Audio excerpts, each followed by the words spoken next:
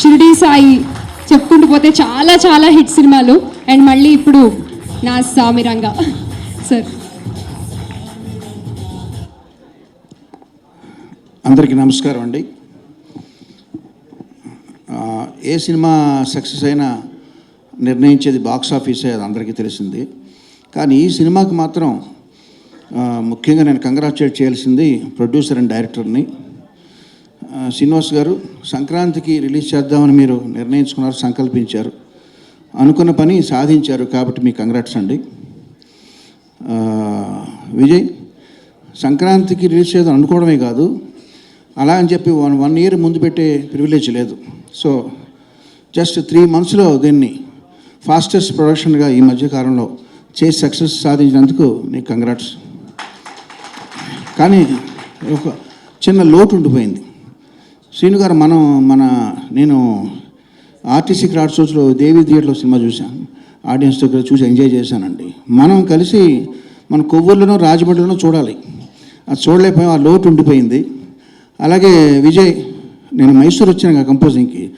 వచ్చినప్పుడు మనం cards game plan చేసాం, నువ్వు బాగా బిజీగా ఉన్నావు, సో మనం ఆడుకోలేకపోయాం, అదొక లోటు ఉండిపోయింది. But for that I'm very happy.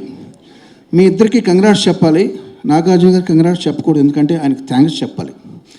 ఎందుకంటే కొత్త టాలెంట్ని పదే పదే నమ్ముతూ నమ్మకం ఉంచి మన టీం వర్క్ని నమ్మి ఆయన మనకు ఇంత ఫ్రీడమ్ ఇచ్చినందుకు thank you very much sir for repeatedly believing in our talent.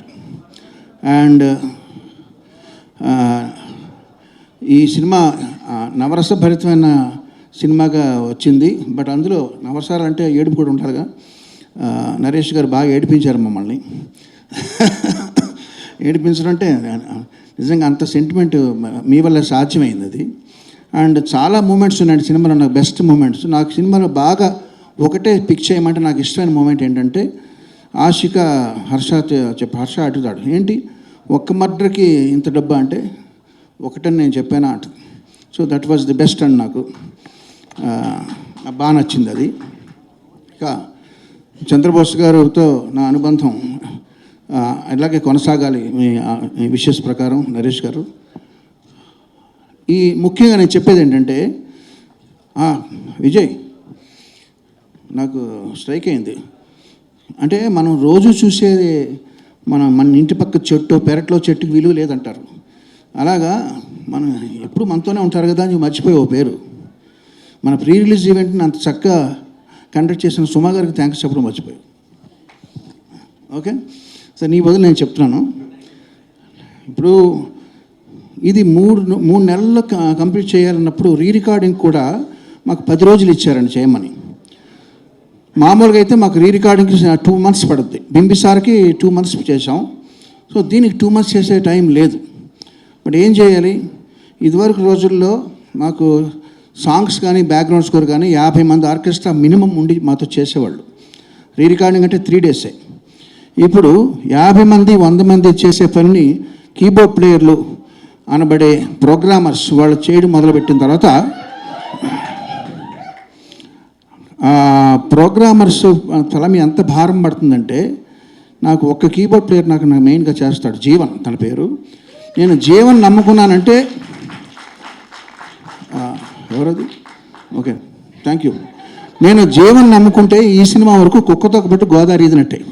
అంటే జీవన్ కుక్కతోక కాదు, Jeevan is very talented. But 10 రోజుల్లో చేయడం అన్నది ఇంపాసిబుల్. సో నేను ఏం చేశానంటే, సరే 10 రోజుల్లో ఫినిష్ చేయాలి. నాకు బింబిసార్కి 2 months 60 రోజులు పట్టింది. సో మ్యాథమెటిక్స్ల ప్రకారం 6 కీబోర్డ్ ప్లేయర్ కావాలి. సో నేను జీవన్తో పాటు ఇంకొక 5 రప్పించి వాళ్ళని రోజు తోమడం అనమాట. సరే, ఎంతైనా వాళ్ళు మనుషులే కదండి. సో వాళ్ళు కొంచెం స్ట్రెస్ ఫీల్ అవుతుంటే వాళ్ళకి పేమెంట్ ఒకటే కాదు, వాళ్ళకి కొంచెం వినోదం కూడా ఇవ్వాలని చెప్పి వాళ్ళు ఒకరోజు అసెంబ్లీ లోపల మన లోకేశ్వరు, సాహితీ చాగంటి హిందీ సినిమాలో పాటలు పాడారు. వాళ్ళని రమ్మని ఒక కామెడీగా వాళ్ళని పొగుడుతూ ఒక వీడియో రికార్డ్ చేసి వాళ్ళకి చూపించాను. ఏదో పని ఒత్తిడిలో వాళ్ళకి చిన్న రిలీఫ్ అనమాట. సరదాగా మీరు ఆ వీడియో చూసి మీకు ఇప్పుడు అది విజయ్ చూపిస్తే, సార్ మీద రిలీజ్ చేద్దామండి, మనకు ప్రమోషన్ బాగుంటుంది, ఇది మన పర్సనల్గా చేసుకునేది, ఇది వద్దు అన్నాను. బట్ ఇప్పుడు సక్సెస్ అయిన ఆనందంలో ఆ వీడియో మీతో షేర్ చేసుకుంటున్నాను. Thank you very much. అమ్మాయిలకేమో మన్మధుడు,